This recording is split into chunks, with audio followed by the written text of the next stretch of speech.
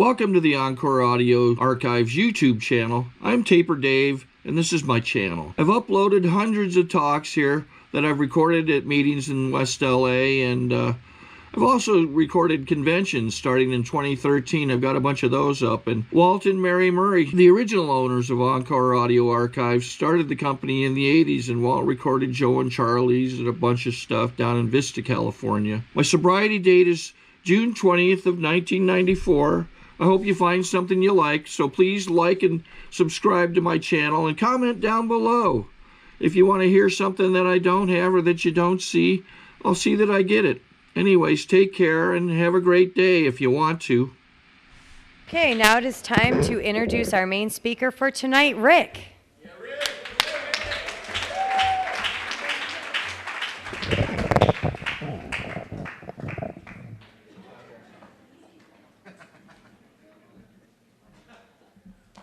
Anybody having trouble seeing me? My name's Rick. I'm an alcoholic.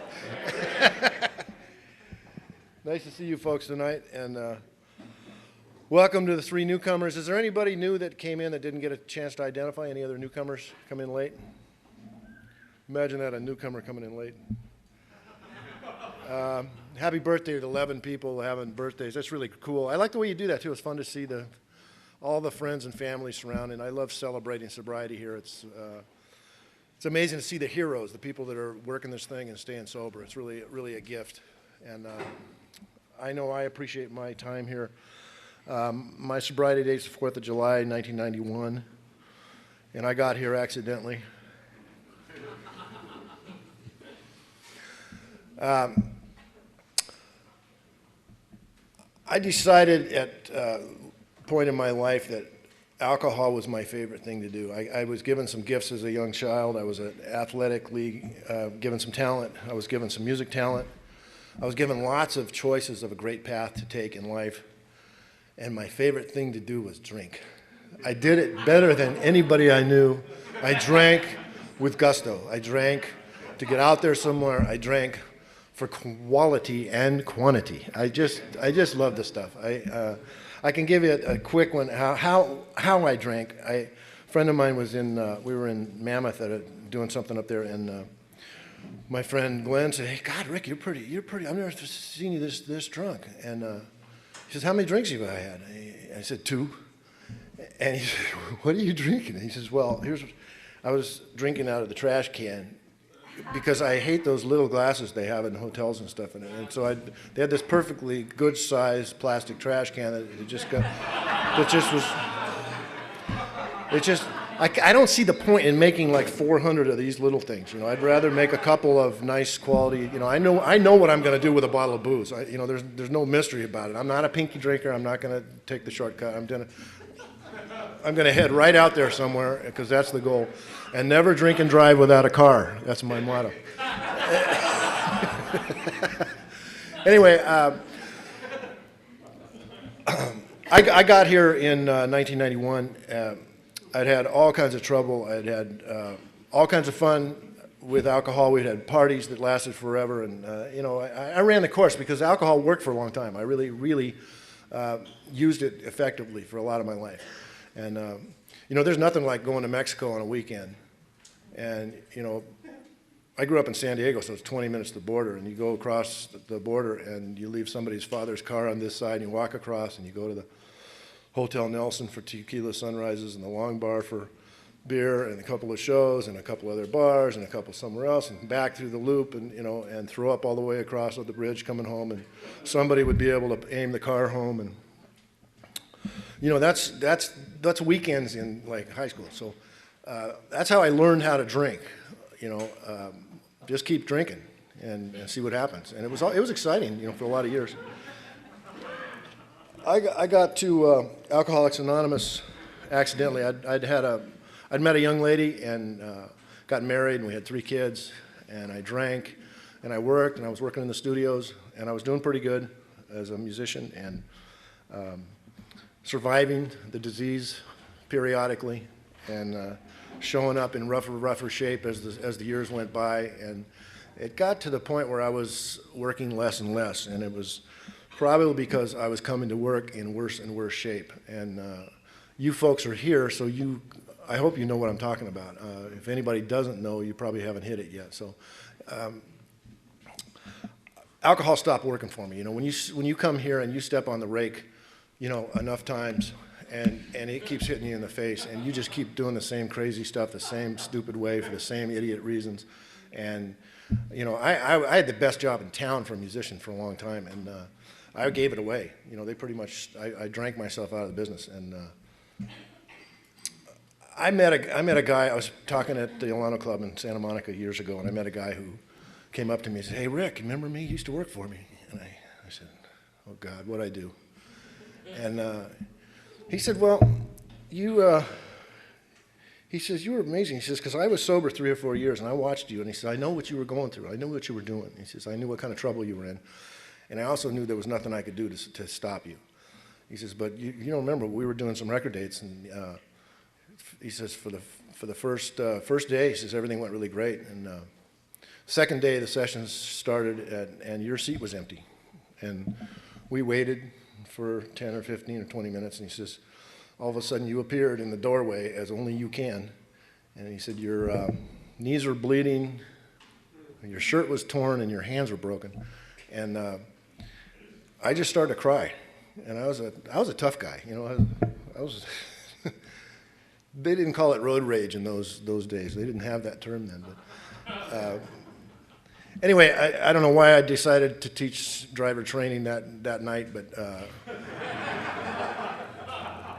you know, when I went to the session, he said, and I said, "Well, you know, I don't know how do I make amends for that? I really apologize, and I'm really sorry for, you know, anything I did to screw up your record date." He says, "God," he says, "you don't owe me." I mean, he says, "we sold millions of records." He says, "we were just amazed that you wanted to keep playing." He says, we duct taped. I was a viola player and violinist, and I don't look like a real musician, but he says, "we duct tape your hand to the bow." And he says, "you played for 8 hours."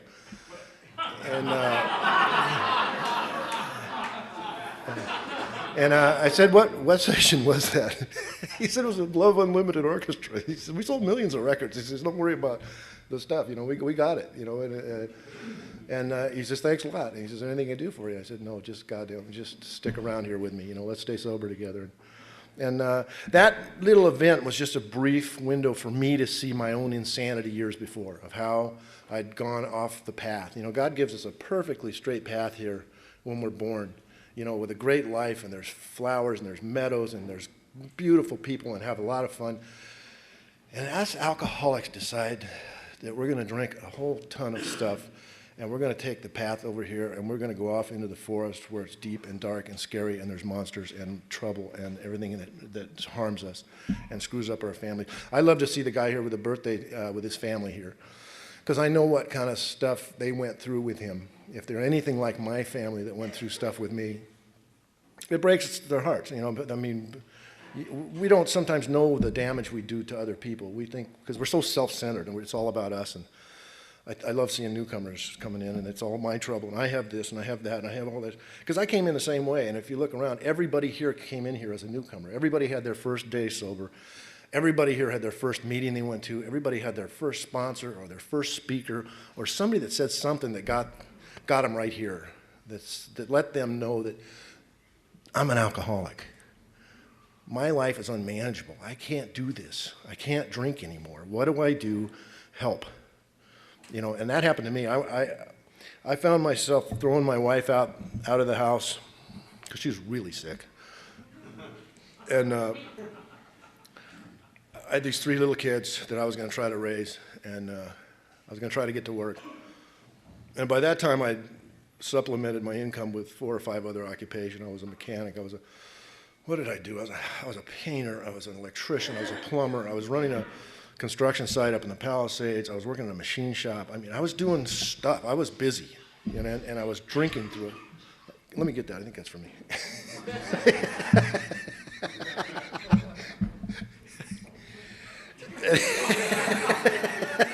My home group, they throw things at you, man. Hey, anyway, God, I don't know what I was talking about. Anyway, I had lots of trouble. I was like on $90,000. I was so in debt I couldn't even believe it. They were shutting off the gas in the house. We were losing the house. I had these 3 little kids I was going to try to do I didn't know what with. 2 little girls, 4 and 5, and a 12-year-old son. And I was going to the store and I was cooking and cleaning and trying to do it. And I didn't know how to turn a washing machine. And I had a lot of abilities, but I couldn't do a lot of the things at home that I was supposed to be able to do. And my son taught me how to do the laundry. He said, Dad, he says, Mom never washes. Like, she always puts the white things over there and she puts the colored things in there. And I said, okay, pal, you got the laundry commitment. You're the laundry guy.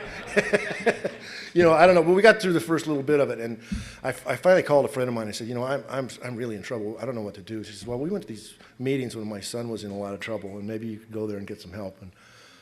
And they were in Culver City, and so I went there, and I walked into this little courtyard in this church, and there was a room with about 30 guys sitting around in a circle, and the windows were open and the door was open, and they were laughing and they were yucking it up and they were doing okay, and they were, and I stood by the door for a little bit and listened, and I walked in, and that's one of those moments in my sobriety. It's one of those signposts in my sobriety that we call, the God's anonymous elbow jammer. And I walked in and there was one seat by the door, and I sat down, and they were all kindergarten seats. They're all this big.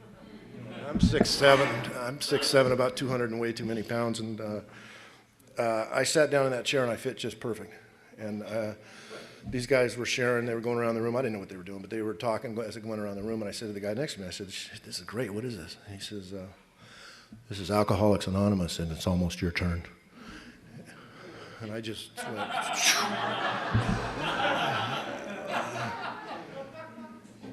so it got to me, and I said, my name's Rick, and if you guys are alcoholics, I must be an alcoholic too, because I can't stop drinking, and I've never been in so much trouble in my life, and I need help. And I just broke right in half, and that was my first surrender in Alcoholics Anonymous, that I admitted to myself I really needed help, because I was a all-powerful son of a bitch for a lot of years. I was ramrodding my way through the jungle with a machete out. Alcoholics, man, we can do anything, every time, all the time. You get a drink going, and we're boom, we're doing it. And I was that way. I lived my life that way till I was 40 years old. And all of a sudden, these guys told me I didn't have to do that anymore. They said, you never have to take a drink if you don't want to. It's up to you. He says, but you're going to have to do the stuff that we do here. You're going to have to come up with some other meetings. Here's a book. You're going to have to read it. He says, you're going to need a sponsor. You're going to need some phone numbers. They just gave me, quickly, they put me in the box. They put the dots out there for the road. And they took my phone number, and they gave me their phone numbers. I got cars, and they had my number. And, when they said, can you go straight home without getting drunk? I said, I'm going to have to. And I got home that night, and the phone was ringing. And 4 of those guys called me, and each one of them gave me some bit of the book or some kind of little piece of something to do, where to find a prayer, where to do something. One of them told me to get rid of all the booze in the house. I didn't like him very much at all. He was not my favorite guy in Alcoholics Anonymous. He was not as sensitive as I was hoping for. I'm so sensitive, so goddamn sensitive. Anyway, the guys, what they did, they gave me the program. I didn't know it, but they gave me the program right then and there. I got invited to a meeting that night. I went to another place at the Marina Center and met another friend of mine that I drank with before, and he gave me some other things to do. He gave me a commitment. He says, tonight you're the greeter. Because I said, well, I don't know how to greet. I don't know who. He says, you know what, just put your hand out. Tell them your name, and try to remember one person's name tonight. So when you come back to the next meeting, you'll know one person here. Just remember one person's name. He says, that's a good start for you. And we got done with that. After the meeting, just before the meeting started, I started to go in. I started to go to the back of the room. He says, no. We're sitting up front. He says, because you have to pay attention. He says, you're not going to blend in here. He says, you're going to be one of the guys that has to stay sober because you have to stay sober. You don't have many more options. So I said, okay. And what I've learned in AA, that's the hardest thing for a newcomer to say. Okay, I'll do it. Okay, thanks. You get a guy coming off the bus bench from a park who's living in the trash can, And the first thing he's going to do is tell you what he's not willing to do in Alcoholics Anonymous. And those guys, they don't have a shot at it. You know, they just don't have a shot. When it says you have to be willing here, you know, honesty, open-mindedness, and willingness, those are the essentials for a newcomer. Because my experiences here from working with a lot of guys is the guys that do this, the guys that say, okay, I'll do it, those guys stay sober. They put their lives back together. They find a way to live and happy, joyous, and free. And that's, you know, that's the goal here. That this is a discipline to stay sober here that I've found. I see the guys, well, I'm back this time for 45 minutes, but last time I had 3 minutes, and you know, in and out, and that's not Alcoholics Anonymous to me. To me, the Alcoholics Anonymous is to go through these steps with a sponsor, to get a commitment, start working with other people, you know, try to help somebody, get a commitment at a meeting, find out who you can help here. You know, we've always been so self-centered and getting our own shit and getting more, and I need more, and I need more, and get more of that, and more of that. And you come here and you find out that they say, give something away. Spend some time with that guy. Go pick him up, take him to a meeting. Call the guy. Go through the steps with him. Go read with him. Well, I started doing that, and I started going through the steps with my sponsor. He took me through the steps, and I went on a retreat at about 3 months sober and did a third step with him at a monastery with 30, 40 guys. We walked down a path under some trees, got on our knees and said the third step prayer holding hands. That wasn't one of my goals in life. But if you can only imagine a bitchin' guy like me. Anyway, I did the third step with Eric and on that retreat, and I got back, and he said, okay, it's time to write your inventory. And he said, you have 12 days to write. Here's some obligations I want you to, if you can do this. If you can't do this, he says, find another sponsor. I mean, that's the loving care that I got from my sponsor. He said, on the 13th day, we're going to meet. You're going to read me your inventory. And I did it. I was so scared. I had so much shit flying around up here that I really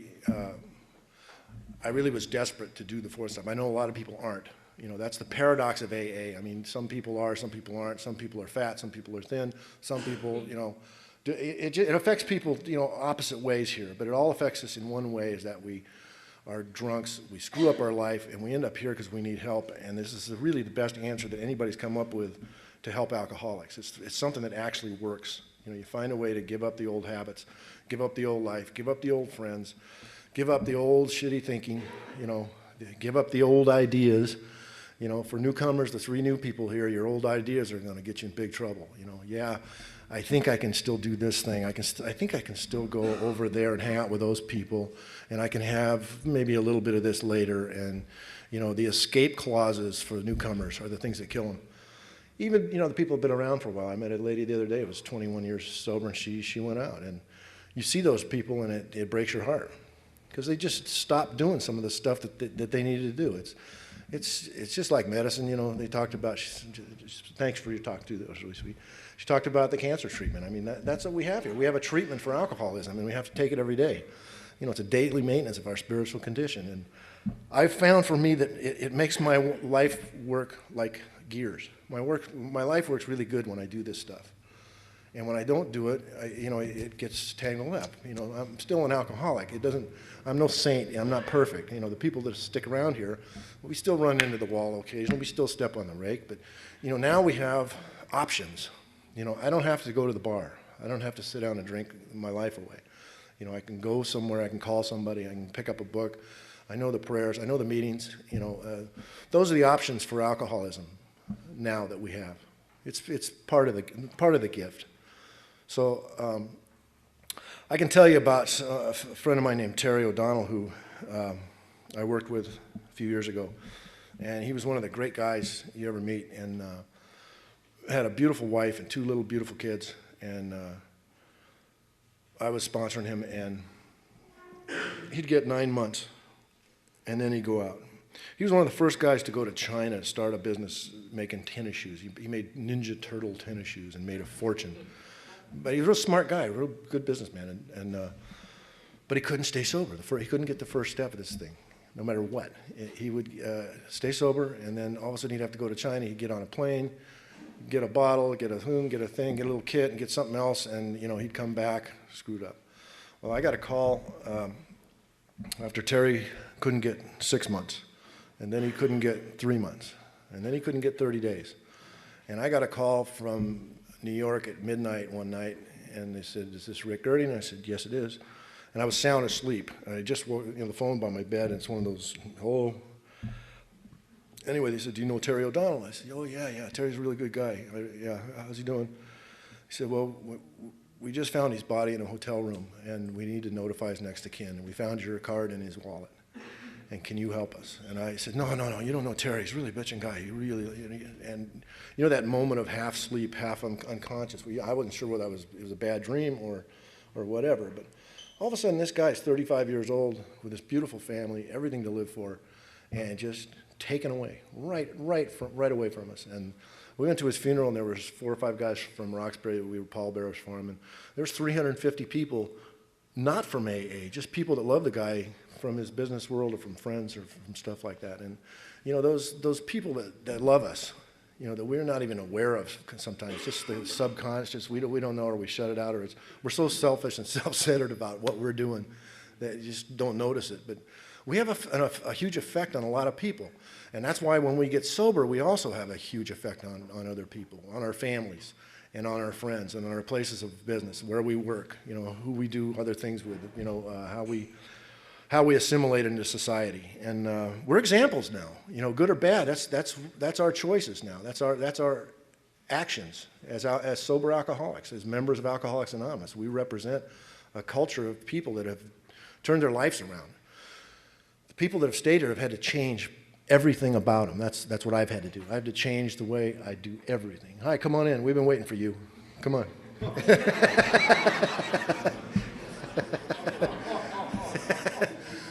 I went to read my inventory to my sponsor, and I was two minutes late. And he said to me, "You're late. It's a sure sign of self-centeredness." And I said, "Oh, come on, Eric, you got to let me in. I got to read this thing, man." He says, "Come on, sit down and read."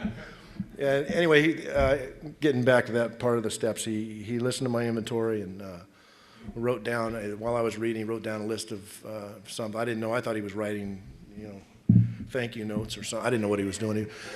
He was writing down my character defects, and he was making my amends list for me, which both were extensive.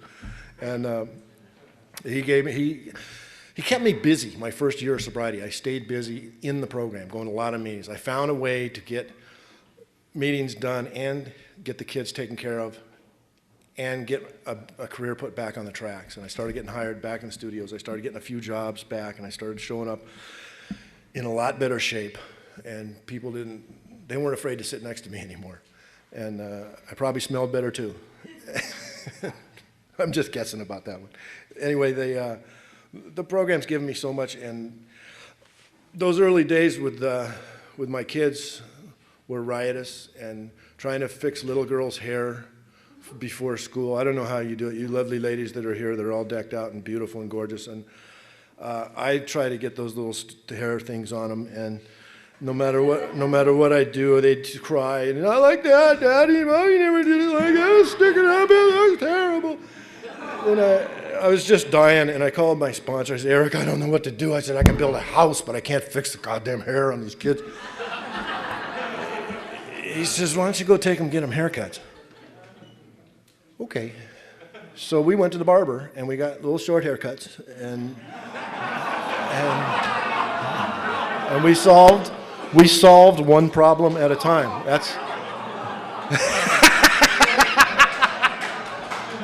It wasn't that short.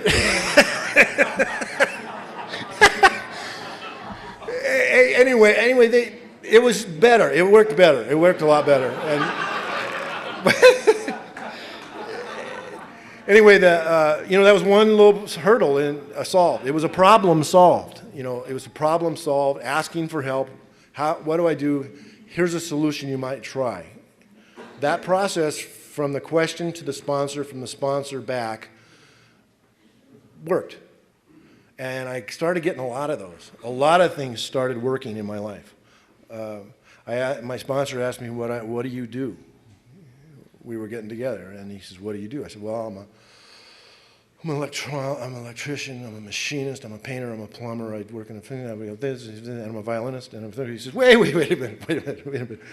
He says, what do you want to do? He says, what part of your life? He says, you're living the ultimate unmanageable life that we have in Alcoholics Anonymous. He says, nobody could live the life you're living. Those are all honorable professions, but no one person can do all of them. He says, what do you want to do? I said, well, I'm a violinist. I play music. That's what I do. He says, why don't you do that? I said, well, you don't understand. We always need 100 bucks. I got to get it. And he said, wait a minute. Whoa. He says, just stop doing one of those things at a time and start getting back here and doing what God made you to do. He says, you're going to play music? Start playing music.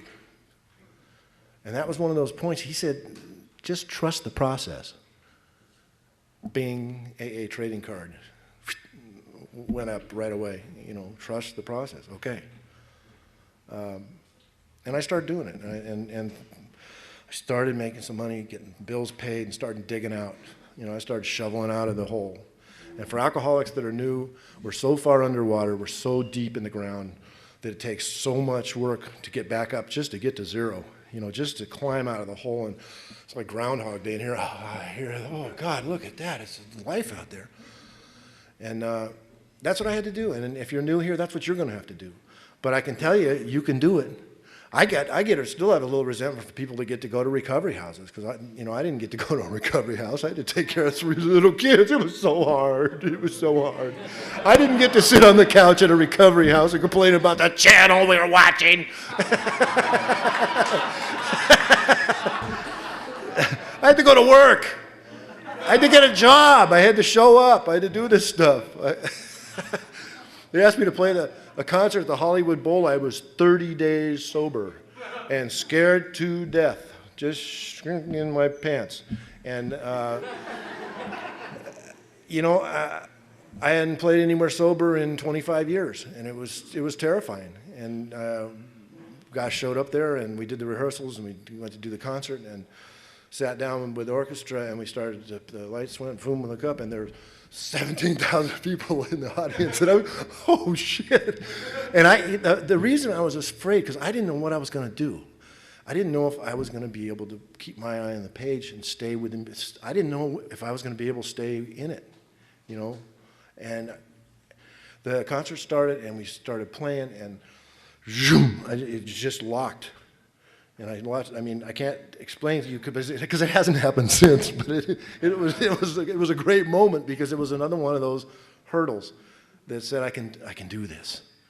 I can stay on this. And I played the whole concert and went out, and anyway, I got by it. I survived it. I survived another hurdle in AA.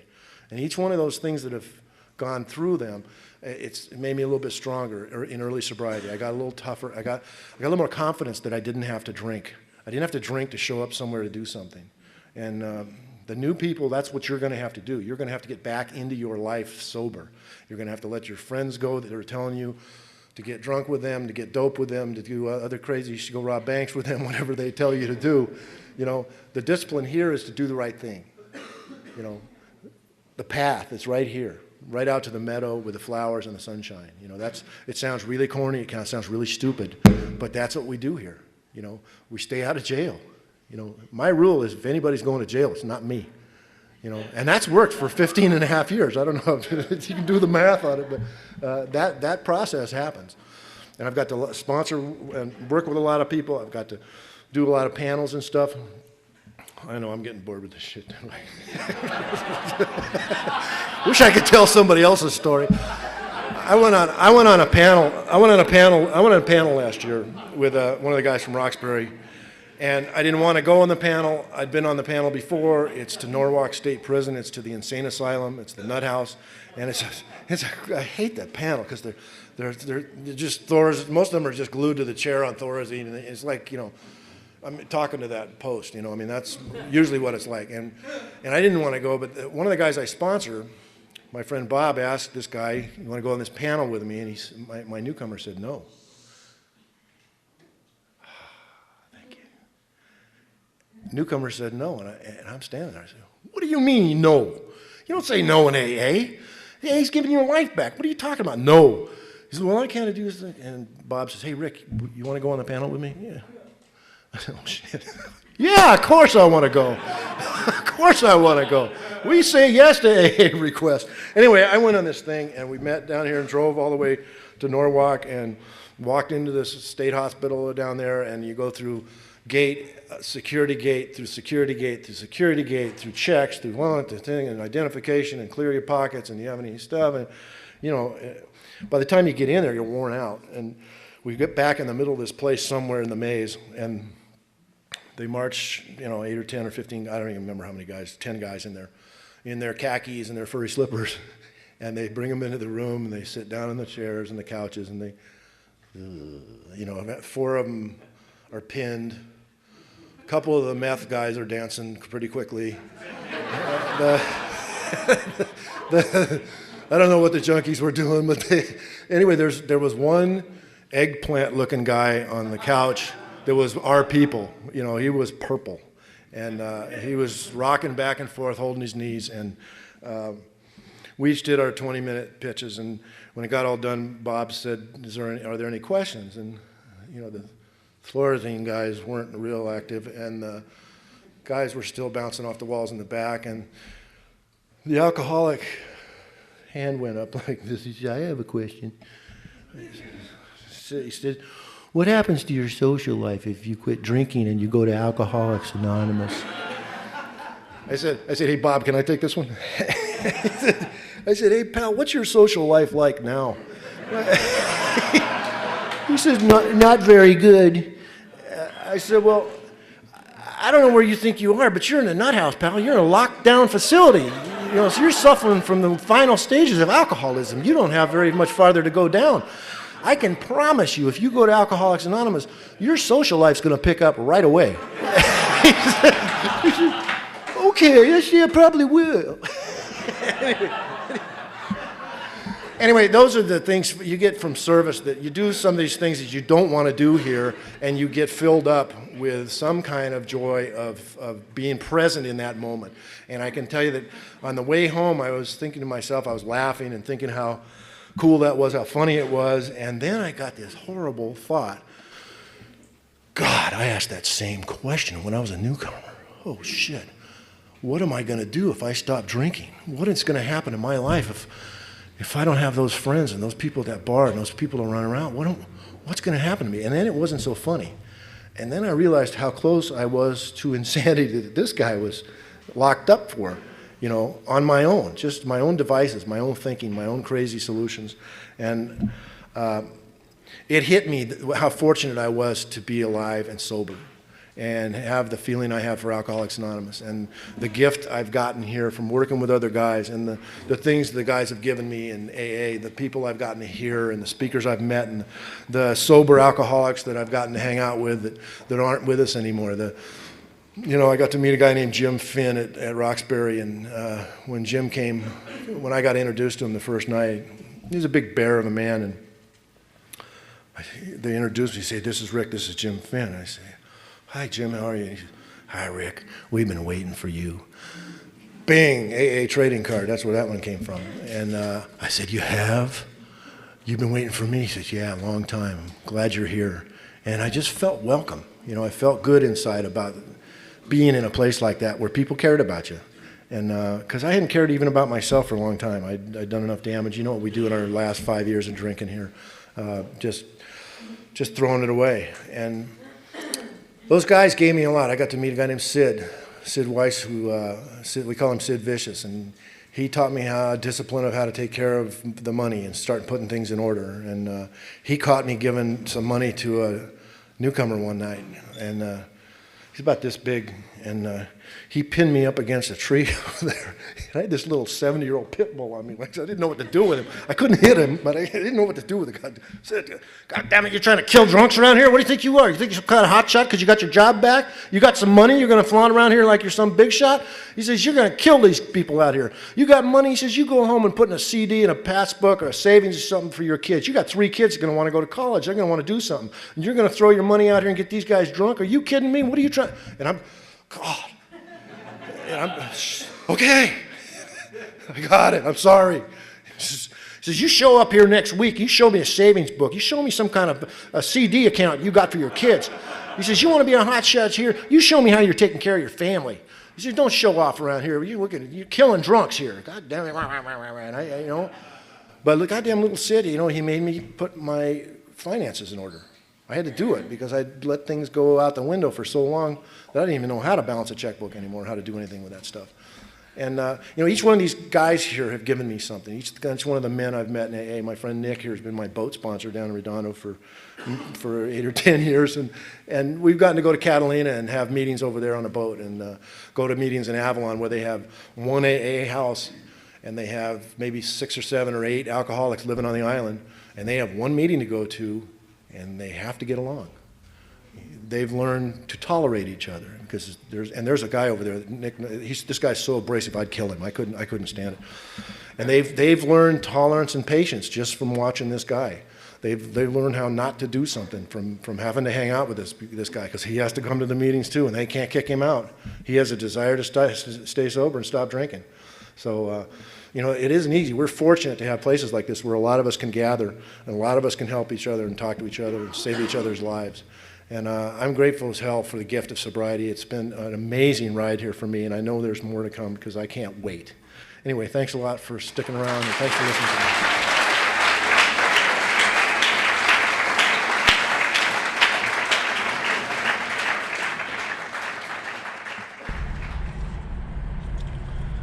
Okay, this is how I prepare my drone for launching. I like to do it inside the cab of my truck so I'm not standing outside in the weather. To install the joysticks for control, up and down, right and left, powered on. I have an Android phone that I use to connect it to the drone with. And it's actually controlled through the iPhone, through an app. Oops, wrong way. It's actually controlled through the iPhone, or through this Android phone, through the app. It's actually controlled through the Android phone, through an app, and you connect it through this short connection right here.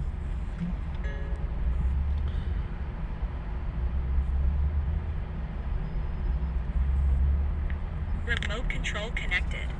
Remote control's connected. So I pull out the drone. I have to extend the legs. Long legs extended first, then the short legs. Remove the gimbal protector. Set that aside, then power it on one short burst and one long burst. I lay it down. So I have to go to calibrate. So the drone's not connected yet. It shows you here as this drone gets disconnected, even though the remote's powered on. So the drone has to establish it's connected. So I go into the app to calibration mode. First I'll calibrate the remote controller. Start calibration. Out, in, oop, out, in, up, down, and then this little wheel is to control the gimbal. So it's calibrated. Go to gimbal calibration, start calibration, and then it calibrates the gimbal. I don't know if that shows up. The gimbal's moving all over the place. Changes, you can see it on the video. And I'm calibrated to take off. It's acquired 7 satellites at the moment. There are 26 satellites up in the sky, which it has to acquire before you can take off. So it's connected. It's got enough satellites. This is white. I can go to press this little arrow button, swipe right to take off, and it would start the motors if I slid this to the right, but I'll wait till I get outside. Don't want to do it inside.